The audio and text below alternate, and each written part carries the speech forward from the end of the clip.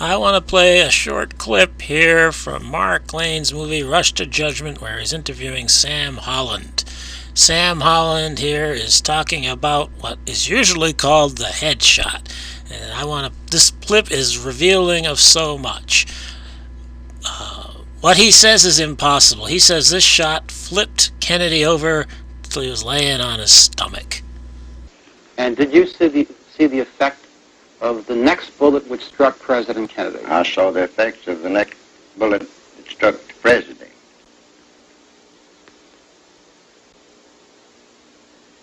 Because it flipped him over almost on his stomach and the side of his head, and his head was laying on the edge of the seat. He was laying more on his stomach, and his foot was hanging out over the car, edge of the car, upside down. And Mark Lane provides this picture which apparently shows Kennedy's foot hanging outside the car door, just like Sam said. Now, Sam was standing on the overpass. The car was directly in front of him and beneath him and went under him.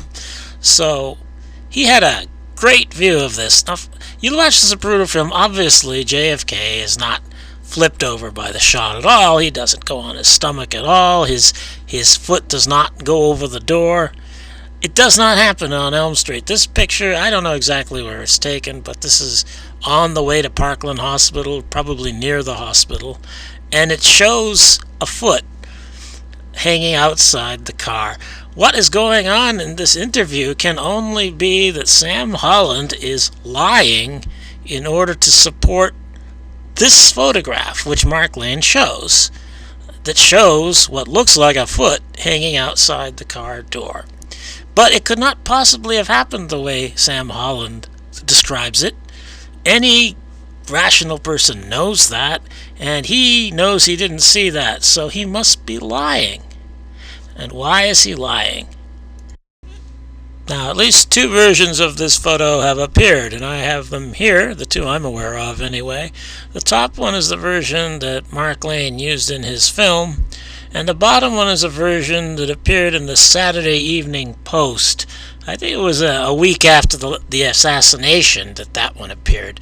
So the one on the bottom would be the earlier version of this photo.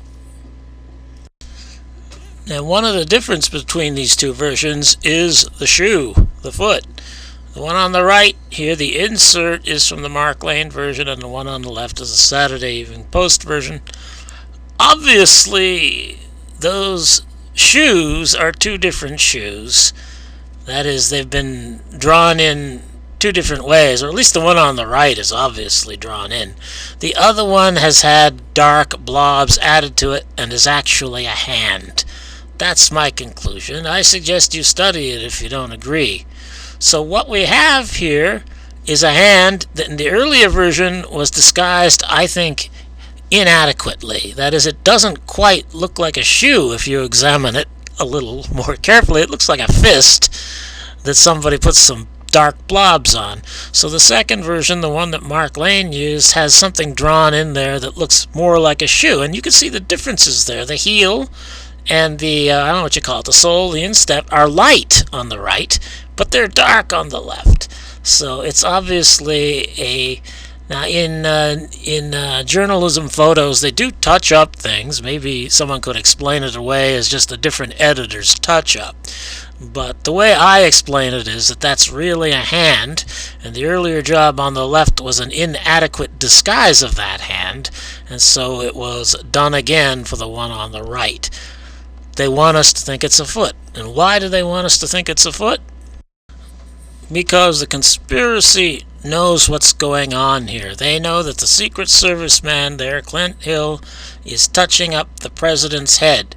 The Secret Service man's right hand is right near the president's face, and there's an entrance wound on the president's right forehead, right temple area that he is filling in so the doctors at Parkland Hospital don't see the entrance wound.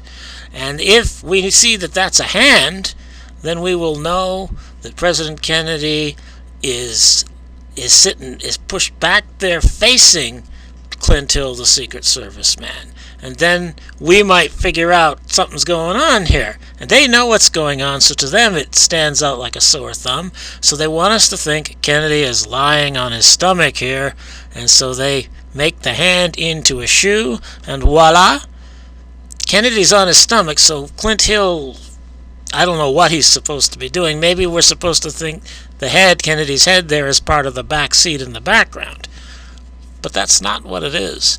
Now, some people might think that's Clint Hill's foot because Clint Hill on Elm Street has one of his feet out there.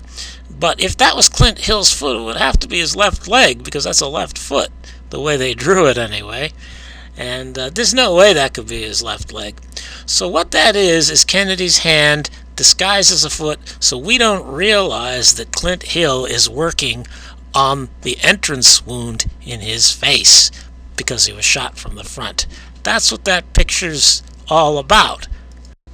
And so going back to Sam Holland, now you know why he's lying. He's lying to support the alteration of that photograph. And this is very revealing because that means Sam Holland is lying here for the cover-up. Mark Lane is interviewing him. Mark Lane was an intelligent person. He must have realized that this was a lie. He must have realized the president isn't going to flip over when he's shot. He's going to flip over in the car on his stomach. He must have known that. And that means that Mark Lane is participating in this lie too. Mark Lane is helping the cover-up. Sam Holland is helping the cover-up. Sam Holland worked for the railroad company, and I think they were in on this, and they probably were on the bridge because they knew they could be controlled. And I think we're seeing it here. They're being controlled. He says other things which contradict the official story. I could get into that, but this is going to be under a 10-minute video, so I won't. But the purpose of Sam Holland is to aid the cover-up. And it must be the purpose of Mark Lane to aid the cover-up. It must be that they want to be the opposition so they can control the opposition. With Mark Lane out there, nobody else is going to get a foothold, and since Mark Lane is controlled, they know he's not going to go too far. So I think that's what's going on with Mark Lane, and that's why I like this clip. It reveals Mark Lane to be an untrustworthy source. It reveals Sam Holland to be an untrustworthy source. It shows that photograph, which was clearly altered, and it's another excuse to tell you what's going on in that photograph, which is that Clint Hill is putting mortician's wax into the entrance wound in Kennedy's head so the doctors at Parkland Hospital won't know he was shot from the front. And then once they get it to their own autopsy, their own controlled autopsy, then they don't have to worry about that because that's a military autopsy and they can control the military. So, you're a little liar, Sam, and so's Mark. Because it flipped him over almost on his stomach and the side of his head, and his head was laying on the edge of the seat. He was laying more on his stomach, and his foot was hanging out over the car, edge of the car, upside down.